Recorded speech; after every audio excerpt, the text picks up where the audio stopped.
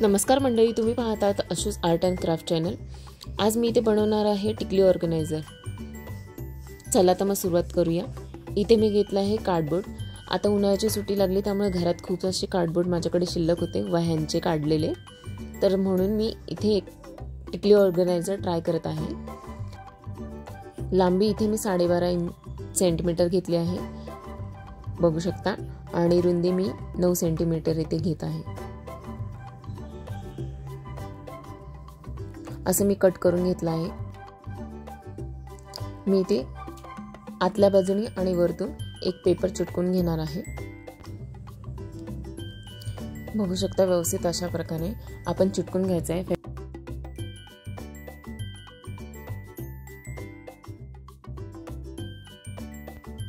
हे बघू शकता, आतल्या आणि बाहेरच्या बाजूने आपण व्यवस्थित कव्हर करून घेतलं आहे। त्या पुठ्ठ्याला कुठल्याच बाजूने तो पुठ्ठ्याचा एकही कोपरा दिसत नाहीये।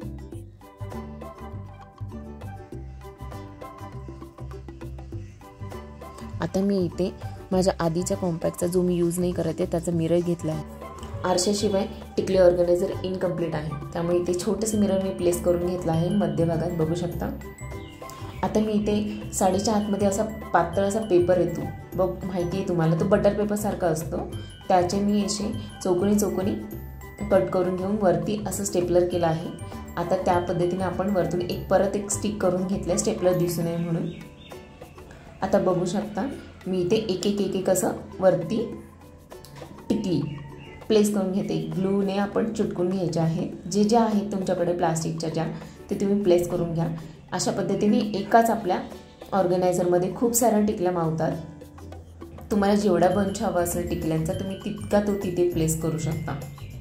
बघू शकता, अशा माझे 6 ते 7 टिकली जे आहेत ते मी प्लेस करून घेतलं आहे। आता थोडंसं डेकोरेशन करण्यासाठी मी लाल रंगाची टेप मिररच्या भोवती अशी चौकोनी प्लेस करून घेतली आहे, आणि प्लस वरती ऑर्गनायझर म्हणजे जे फ्लिप फ्लॅप आपण ओपन करतो त्याच्याही बाजूने कडेला आपण चिटकून घेतलं आहे। बघू शकता, इतकं सुंदर ऑर्गनायझर तयार झालं आहे। हे खूप पॉकेट फ्रेंडली आहे, कुठेही जाऊ शकता ह्याला घेऊन तुम्ही। आपण कुठल्याही समारंभात जातो तेव्हा आपल्याला कोणतीही टिकली कधीही लागते, त्यामुळे आपल्याला हे ऑर्गनायझर कॅरी केलं तर सगळ्या टिकल्या एका ह्याच्यातच बसतील, आणि कदाचित कुठे आरसा नसेल तर तिथेही आपण पटकन ती टिकली लावू शकतो। ह्याच्यासाठी मी तिथे मिरर पण प्लेस केला आहे। तुम्हाला जर हे ऑर्गनायझर आवडलं असेल तर नक्की व्हिडिओला लाईक, शेअर आणि सबस्क्राईब करायला विसरू नका। थँक्यू मंडळी।